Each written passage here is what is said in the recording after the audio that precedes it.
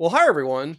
I realized I had a unique opportunity to discuss drill shaft installation and testing. This is what I do for a major part of my business, and I'm actually one of the more prolific deep foundation testing consultants in the country. I've tested thousands of drilled shafts using the methodologies that I'm going to cover here now. So I want to go over the details of drilled shaft installation as illustrated here on the Washington Bridge project in Providence, Rhode Island. I want to thank Josh from Providence yet again for this updated drone footage that he collected on June 18th, 2026. So we can see from this footage, they've got a barge out there and a crane and a vibratory hammer that they've been using to install 7-foot diameter permanent casing that will be part of the drilled shaft foundations supporting the new bridge. So what they've done so far is they've installed casings on 2 of the drill shafts locations at Pier 1, and they've set the templates at Pier 2, getting ready to install the permanent casing at those locations. Now these casings are installed with a vibratory hammer. They're about 120 feet to bedrock, and then they'll come out with their drilling equipment and install the casing by turning it into the bedrock contact, usually a foot or two. And then I'll go through the other aspects of what they're going to do to install these foundations. So we see this generalized schematic here. We've got a permanent casing that's installed through the soils in the river channel into bedrock, and then they'll excavate those soils. And in this example, it's not shown, they'll continue excavating to a depth of 20 feet into the bedrock below the permanent steel casing. Then they'll clean all that material out, insert a reinforcing cage, and then place concrete with a trimming from the bottom of the drill shaft excavation and rock socket all the way to the surface. So we can see that there are 3 drilled shafts that will be located at each of the main bridge piers. There are 6 bridge piers total supporting the main spans of the bridge. So the contractor's starting out at Pier 1. He's installed the casings for the outside shafts. And then we have Piers 2 through 4 and Piers 5 and 6. And this is what it looks like in cross section. They'll have 3 7-foot diameter drilled shafts at each pier location. So as I mentioned, they start out by using a vibratory hammer to vibrate these casings through the sediment, the soils in the channel to the bedrock contact. Here's an example of a vibratory casing installation. This is in Saigon. My wife and I went there in February. When you're a tourist in a foreign country, what video should you collect but drill shaft installation video? But this is some equipment that looks like it's a Soviet era crane and vibratory hammer. They're hooked on to one side of the casing and they're slowly vibrating it in through the channel deposits of the Saigon River. Now this is some footage from Florida DOT. You can see that they set a steel casing. In the case of this project, the casing will be temporary, and they are advancing the hole with a soil auger. Once they get to the bottom, they're checking that they've reached their target depth. They can also use a weighted tape, say with a 20-pound weight, and check at various locations across the bottom of the drill shaft excavation to make sure there's no sediment or debris that's collected at the bottom of the shaft before they place their reinforcing cage and concrete. Now, there are other methods to check the quality of the excavation prior to the reinforcing cage and concrete placement. This is one of our jobs in Missouri, and we use an underwater camera. And when they're able to dewater, that is, pump the water out of the drill shaft excavation, they do, because it yields much better camera footage. But you can see in this case, they were a little concerned because the sidewall rock had some overbreak and left a bit of a void here, which could present some problems during concrete placement. But we checked to make sure that the permanent casing is well seated into the rock. We look at the nature of the rock socket sidewall, as well as how clean the bottom of the rock socket excavation is. Now, there are other methods for checking the condition of the excavation at the base of the rock socket before going on with the placement of the cage and concrete. This is called a mini SID. It's essentially a diving bell that's lowered into the excavation, and they're often equipped with water jets and a nitrogen source to displace the water from inside the diving bell. And you've got these telltales that can indicate the depth of any sediment that you have. And you get a good camera image at this localized spot. So you have to move this diving bell to multiple locations across the bottom of the rock socket. And that's the type of rock socket observation that I believe they're going to be using on this Rhode Island DOT project for the replacement of the Washington Bridge. Okay, so they've completed their check of the bottom cleanliness of the excavation. They're inserting the reinforcing cage, lowering it to place. You can see these are access tubes for cross-hole sonic logging testing equipment. You have a set of probes, a transmitter and receiver, and I'll go over that here in a second. But you need water as the conducting medium inside these pipes, so you can see them filling the tubes up with water. Now they're inserting their trimmy, which is a large diameter pipe, usually around 10 inches in diameter or more. They insert it to the bottom of the excavation, and then they bring concrete in and pump it into the trimmy and place the concrete up in a bottom-up fashion, always making sure that the trimmy is embedded several feet into the concrete inside the excavation. And then they'll withdraw the trimmy a few feet at a time. In this case, this is a type of vibratory hammer that they're using at the Washington Bridge to install the permanent casing. On this Florida job, they're using temporary casing, so they're using this vibratory hammer to extract the casing. And at the conclusion of the concrete placement, you wait for some period of time to allow for sufficient curing of the concrete. Depending on the diameter, usually it's a minimum of 2 days up to a week, again, for very large diameter shafts. For a 7-foot diameter shaft, they're probably going to wait about 5 days minimum before they do this cross-hole sonic logging test, CSL test. And this is an example of one of our jobs where we're performing this test. See the trimmy pipe laying on the ground here. We've got our equipment. There's a piezoelectric crystal inside the probes. Got a data acquisition system, and the electrical pulse causes the crystal to contract and send a compression wave between one tube, from the transmitting tube to the receiving tube, and we measure the strength of that signal and the one-way travel time, and we can measure or calculate the velocity of that compression wave in the concrete. And we're collecting data every 2 inches along the length of the shaft, and there are multiple tubes, so there are multiple combinations. You have a 4-tube shaft for a relatively small diameter shaft. There's 6 combinations. I would suspect that for the 7-foot diameter shafts that they have at the Washington Bridge, they'll have 8-tube shafts, which will be 28 combinations for the CSL test. And so this is what the data plot can look like depending on the type of cross-hole sonic logging equipment used. And this is what you want to see.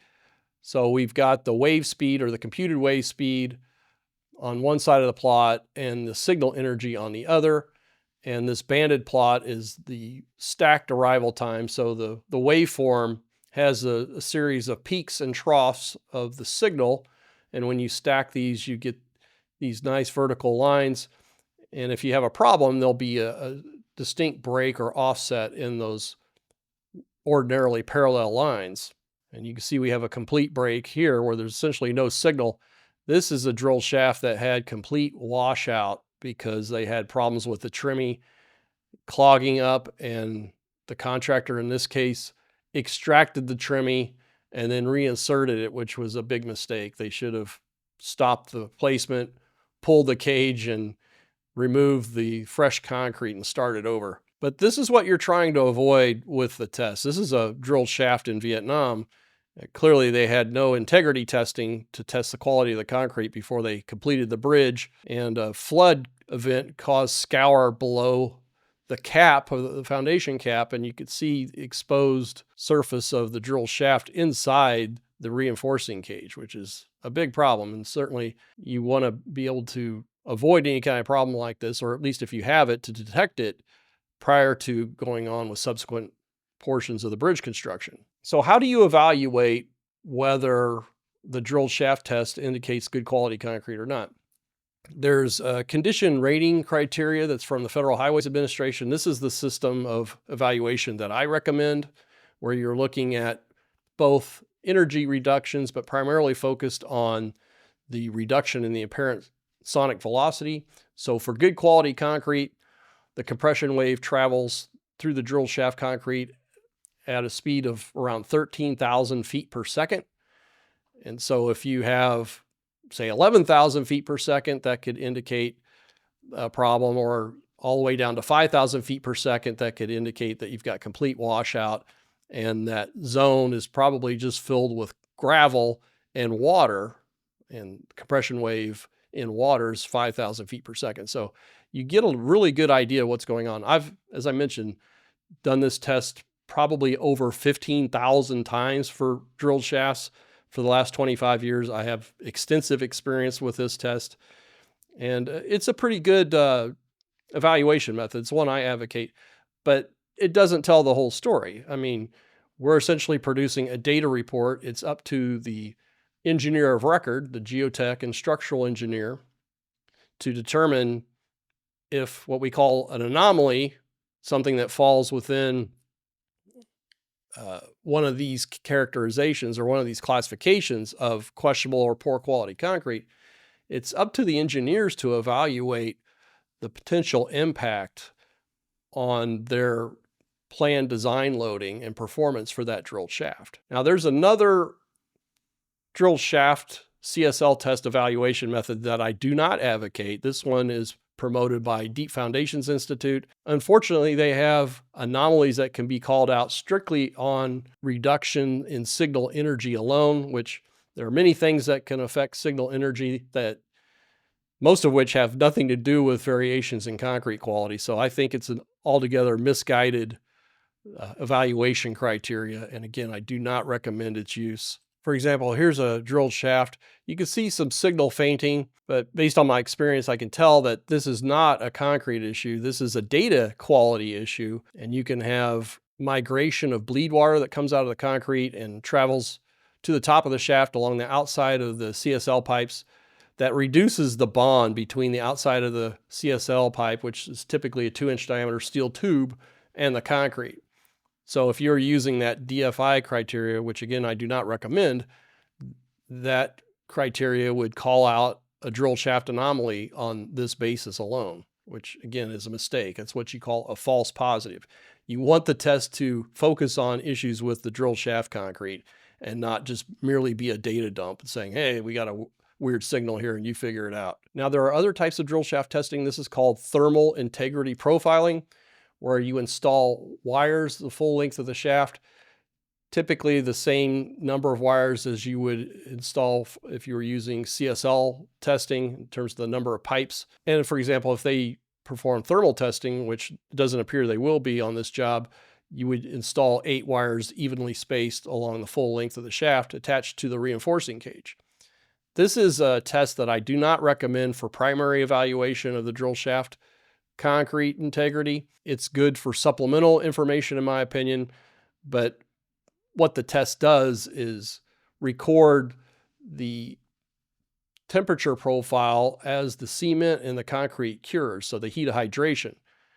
And oftentimes you'll get a peak temperature in the drill shaft of around 160 degrees within 2 days of the concrete placement.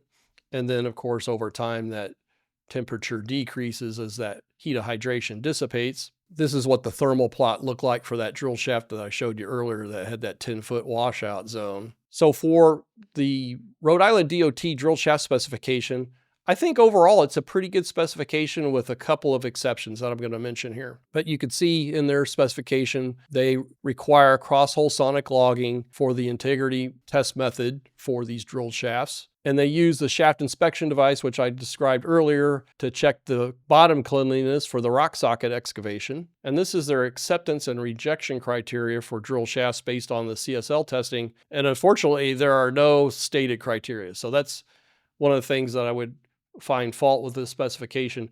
In general, what I like about their specification is it leaves the means and methods up to the contractor. And I think that's fine, with yet another exception that I'll mention here in a second.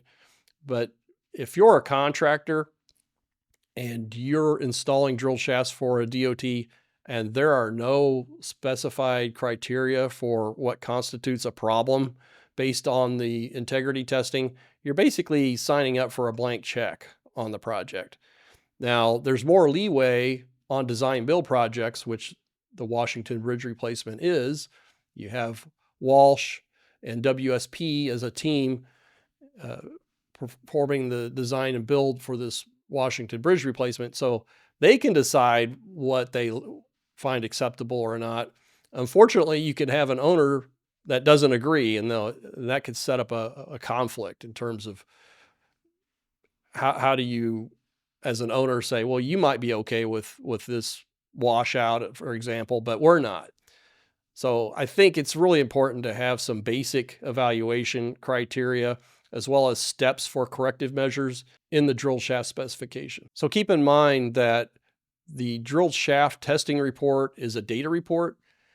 And if there's an anomaly identified based on the evaluation criteria, it shouldn't be termed as a flaw or defect in the CSL report. That terminology should only be assigned by the engineer of record. So a flaw is something in the drill shaft that isn't according to specifications, say a small localized zone of washout or inclusion of soil that the designer can live with. So it's something that doesn't meet spec, but it's okay, we'll move on. That would be a flaw. A defect would be, here's a degradation of concrete quality that we can't accept without some repair work done to address it. So those terms, again, should come from the engineer of record. That's outside the purview of the CSL test report. So the other thing that I think was a glaring oversight in the project specifications for drill shaft installation is that there's no mention of using methods to limit vibrations for drill shaft construction. So that's typically not part of the standard specification. And when you have something unusual on a specific project that requires some departure from your normal specification, you write what's called a JSP or job special provision. And I've mentioned this in a couple of videos, but there's a bridge replacement project under construction in Iowa where they screwed up the foundations of the existing bridge due to vibrations from installing drill shaft permanent casing on the adjacent bridge for the replacement project. This bridge had to be shut down 2 years before completion of the new bridge, which has created a real hardship for the locals here in Iowa and Wisconsin. And the Iowa DOT resident engineer, project manager, was very forthcoming about what caused the problem. And he just straight up said it was from vibrating the casing for the new bridge that caused settlement of their existing bridge foundations, which is very similar to what you have on the Washington Bridge. The old bridge was constructed in the 1920s. It had timber piling to support the bridge pier foundations. They went to a maximum depth of around 55 feet, which I think is slightly deeper than what we have on the Washington Bridge. Those are typically timber pile that go 30 to 50 feet into the channel deposits of the Seekonk River. And they've got drill shafts that go about 150 feet between the sediment and channel deposits and the rock socket. So this is very similar in depth to what you're going to have on the Washington Bridge. And had the eastbound Washington Bridge been a railroad bridge, the railroad no doubt would have required the permanent drill shaft casing to be installed with a casing oscillator. So instead of vibrating the casing into the bedrock, you use these hydraulic actuators that twist and push the casing into place. So it's a very low vibration installation method. And I think Rhode Island DOT has taken a big risk by not requiring this type of casing installation for this project. Now we know Walsh and WSP are responsible for any damage they do to the existing eastbound Washington Bridge, but I don't think that's good enough to leave it up to the contractor given the potential consequences if there's a problem that occurs with the existing bridge. So again, if had this been a railroad bridge, the railroad would have said, no way you're vibrating casings in next to our existing sensitive bridge structure. You're going to have to use a casing oscillator. The competing team for this Washington Bridge replacement project, American Bridge, had selected foundation installation methods that would have, in my view, involved less vibration. They were going to vibrate steel pile. They're going to have driven pile foundations, but they were going to vibrate them in the first 25 feet, which would not have been below the bottom of the timber pile foundation for the existing bridge, and then use impact hammers to drive the pipe pile to bedrock. And typically, impact driving of a pile has much lower vibrations than vibratory installation. So hopefully Walsh, WSP, and Rhode Island DOT will keep a very close eye on any potential effects to the existing bridge in terms of movement or settlement induced by adjacent construction activity. So I hope that gives you a good flavor for what's specifically involved with drilled shaft foundation installation to support a bridge and the associated testing. I've been involved with this type of testing for 26 years of my so far 40-year engineering career. So if you have questions, please let me know in the comments section. With that, I want to do another book mention. This is probably my favorite book that I've read in recent memory, and it's titled Stoner by John Williams. Nothing to do with the composer there. John Williams was a novelist who had 4 novels that he published in his lifetime. And this book is fantastic. This novel follows the story of the main character as a young adult throughout the rest of his life. He goes to college at the University of Missouri, gets a degree in literature, becomes an English professor, and is faced with all kinds of challenges in his personal and professional life. And he handles these problems or challenges as well as anybody could. It's really the full embodiment of the Stoic philosophy mindset. The guy just powers through and keeps on trucking, and it's just a phenomenal book in terms of the depth of character development, how these characters relate to each other. And the book really made an impact on me. I don't know if it's a book that I could recommend per se, because I don't know if any other people would like it, but for what it's worth, it was very impactful to me and a book that I love. I've actually bought additional copies and given them out to people who I think would read it. It's a book that you can benefit by reading if you're a younger person, but as I'm finding out, I think I get a lot more out of it at my age. I'm in my early 60s. I pick up a lot more depth and nuances and relate it more to my own life experiences. So that's what I found, for example, when I reread Robinson Crusoe. I read it as a kid, but I got way more out of it when I recently read it a few months ago. So if you're interested, I've got a link in the description. With that, I want to send a shout out to those of you who contributed to buy me a coffee. That's an excellent way to support this channel. I also want to thank the channel members who typically preview these videos 1 or more days in advance. And certainly I want to thank those of you who've contributed to Super Thanks. So stay tuned. I'll continue to follow the developments of the Westbound Washington Bridge construction project.